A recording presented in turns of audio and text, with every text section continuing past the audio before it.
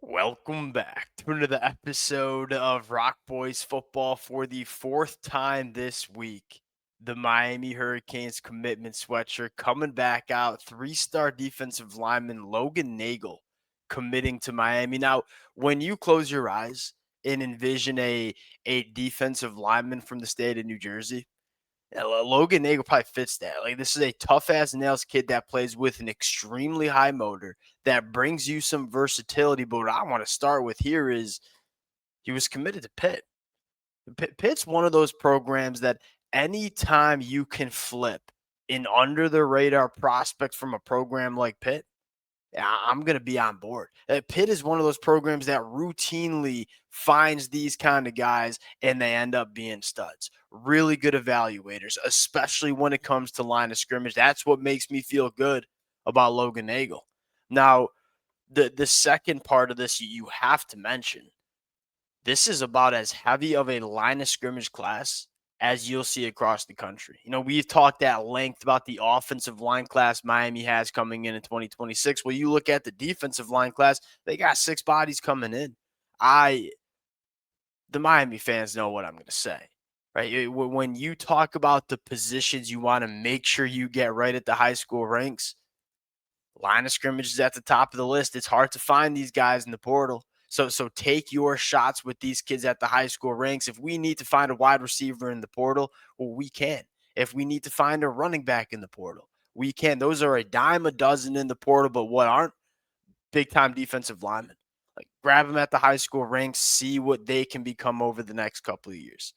Logan Nagel, another one of those versatile defensive lineman that can do a lot of different things. If there's one thing I've learned about, Corey Heatherman coming in and how Jason Taylor, Corey Heatherman want to do things, like they want to move these guys around. They want to give a lot of different looks and be versatile up front. Logan Nagel is a guy that certainly can give that to you.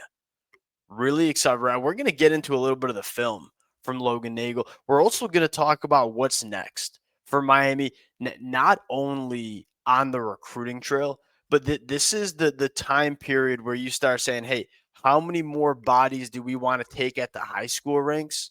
And then you also have to take a little bit of a look forward and say, what are the positions in the transfer portal that we need to address too? And look, Miami still got all their goals in front of them, but you want to still make sure you're going to have a dang good roster in 2026. And so we're going to talk about how many and what positions Miami might need to address in the portal as well.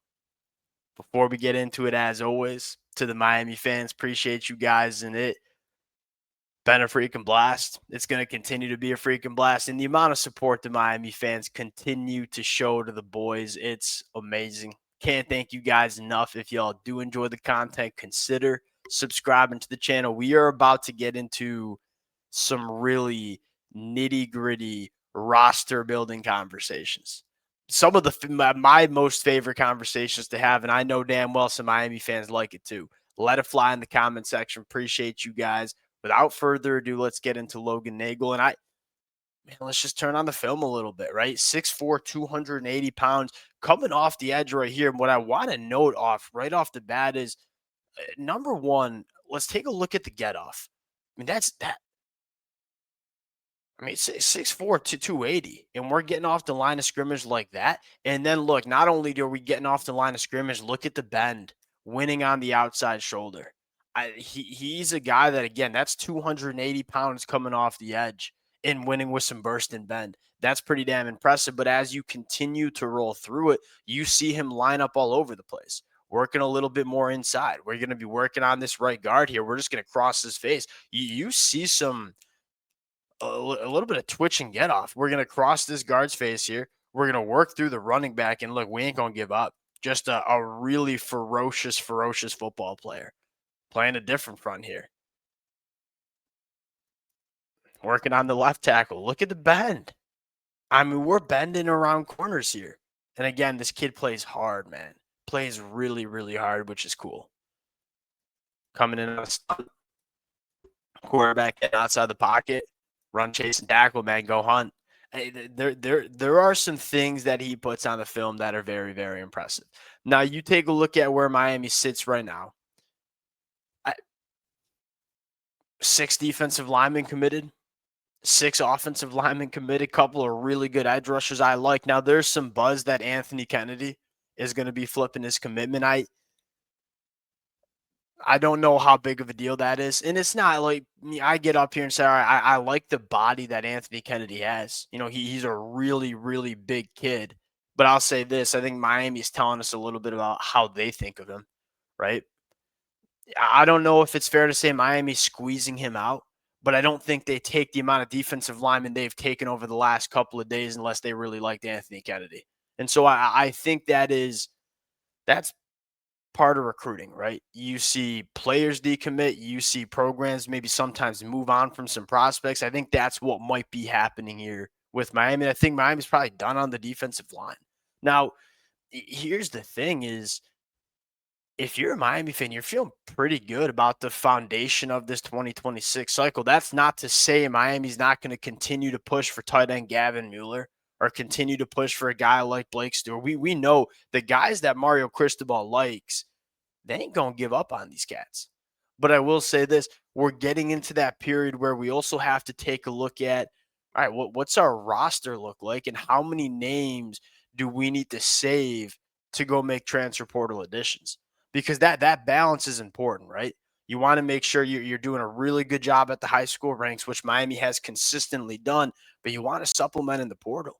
In Miami, I got to give Miami a ton of credit. And look, Mario Cristobal has frustrated all of us a lot over the last couple of weeks and really over the last couple of years. But one thing I really cannot criticize is how well he builds this roster. You know, how well he recruits at the high school ranks, but at the same time supplements in the portal. I mean, you look at the names highlighted in red and say, Miami does not have the football team they have without some of these portal additions. David Blay, Keontae Scott, Jacoby Thomas has played awesome for Miami. I would argue Mo Torre's been pretty good at backer too.